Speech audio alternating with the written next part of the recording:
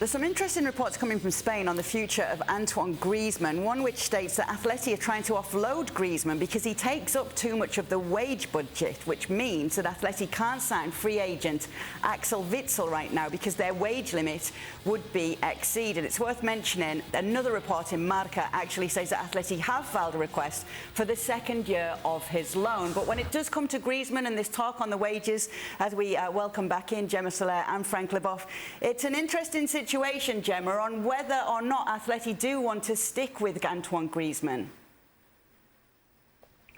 Yes, and I think it's quite obvious what there are these doubts in Cholo Simeone, because it's been such a disappointing season, both for Griezmann and for Atletico Madrid, who were the defending champion, and they didn't reach what we were expecting, probably with the most quality squad Diego Simeone has ever had. So that's why there is so much concern about Griezmann.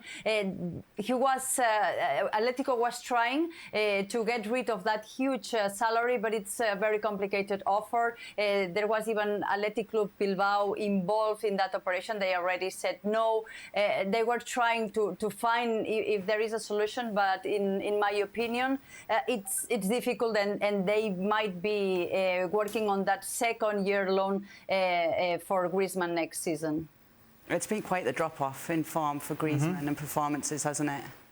Oh, very much so. Bearing in mind he was an extremely happy chappy to leave Barcelona and go back there.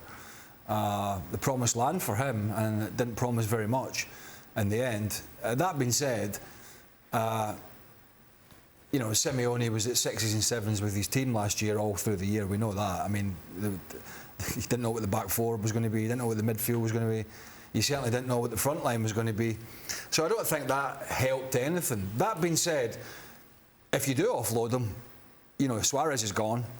What does that leave you with? João Felix, who, you know, has never hit the heights of his talent, Correa, Cunha.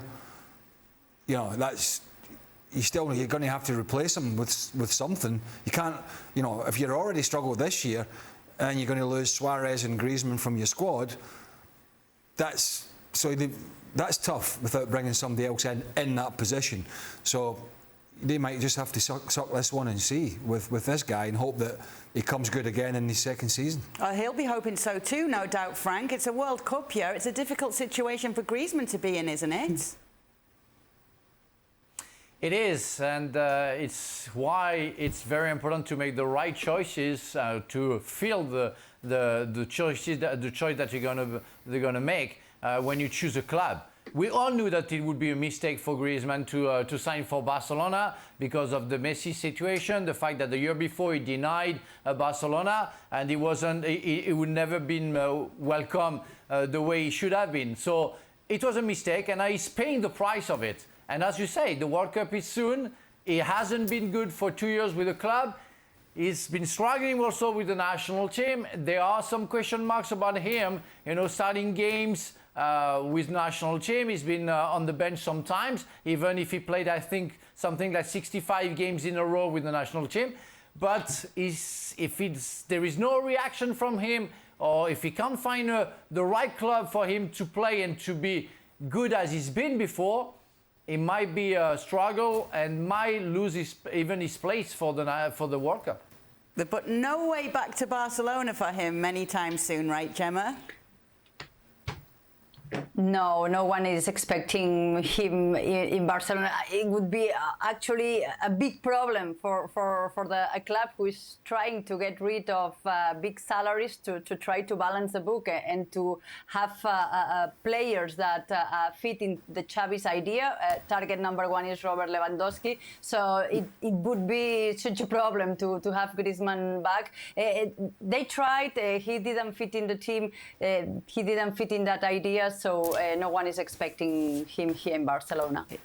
He needs to make it count next season then if he stays, surely, Shaka. Yeah, he does. And listen, so much about this is just confusing. First of all, given how disappointing Griezmann was at Barcelona, Atleti, you understand them taking a chance on him, given his performances for Atletico Madrid. But how they do the numbers to now all of a sudden find themselves in a situation where they can't pursue some of their own signings. it would have come as more of a surprise if he had actually had a good season, given how disappointing he was with Barcelona. And now Atletico Madrid find themselves in a position where either you stick by him and hope something comes together, but who's going to take a chance on Griezmann?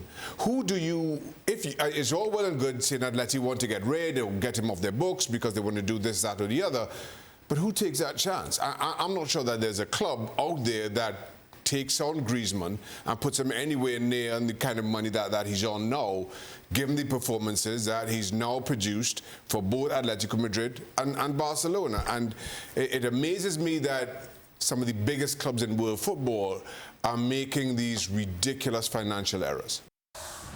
Thanks so much for watching ESPN on YouTube. And for more sports highlights and analysis, be sure to download the ESPN app. And for premium content and live streaming, subscribe to ESPN Plus.